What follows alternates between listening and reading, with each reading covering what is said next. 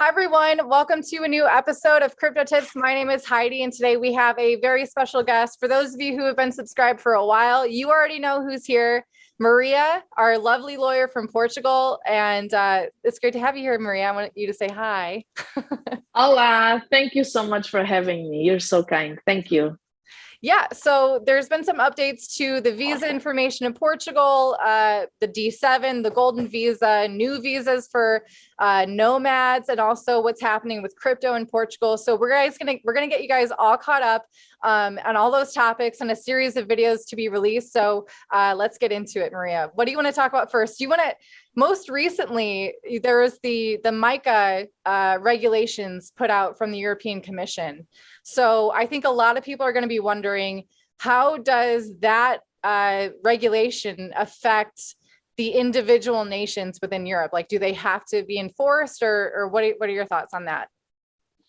Okay, that's a very good topic, by the way. Thank you so much, Heidi. So yes, that is in development. It's not issued yet. We are still analyzing. There was the first meeting about it.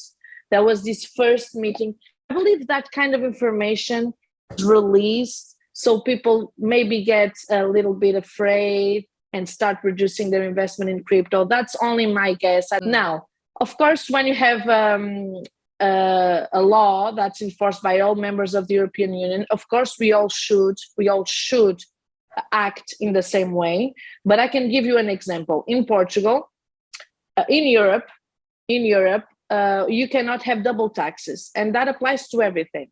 But cars, as you know, because you live here for so many years, cars are very expensive in Portugal. Mm-hmm. When you compare to Spain, our neighbor, they are very, very expensive compared to any country in Europe. And why is that? Because imagine you buy a car from Germany, also in the European Union. It already comes with the taxes. And Portugal, when the car arrives in Portugal, they will tax you again. Okay.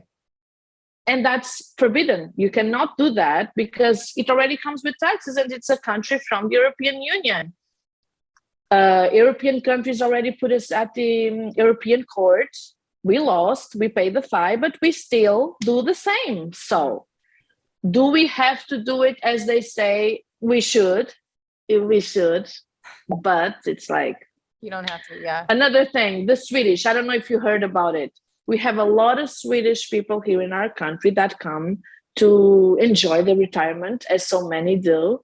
And the agreement we had with Sweden was that we would tax 10% IRS every year. We never did.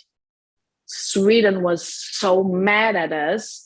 They came forward, I think you were here when they did that. They said, look, if you don't tax our citizens with the 10% IRS, this agreement is over. We are going to start taxing your Portuguese that live in Sweden just as anyone. And we still didn't do anything. And the Swedish citizens still live in Portugal tax-free. So yeah, I think I remember that's my answer. Yeah, I was reading an article on like the update of what was being discussed and what they'd come in agreement to after some like 7 hours of discussion from the last day. And there was one sentence that stuck out to me, and that was, I think what you're talking about, was that although this is for all of the European Union, there's no enforcement of it as a national law. No. So like they can't make you make it illegal or anything. They cannot. No, you have your own constitution. Of course, we are all part of the European Union, and we are very happy to be so. But we are an independent country, as are we all. And yes, of course, we cannot pick and choose. We will eventually give a resemblance of an application, but I don't think so. For example,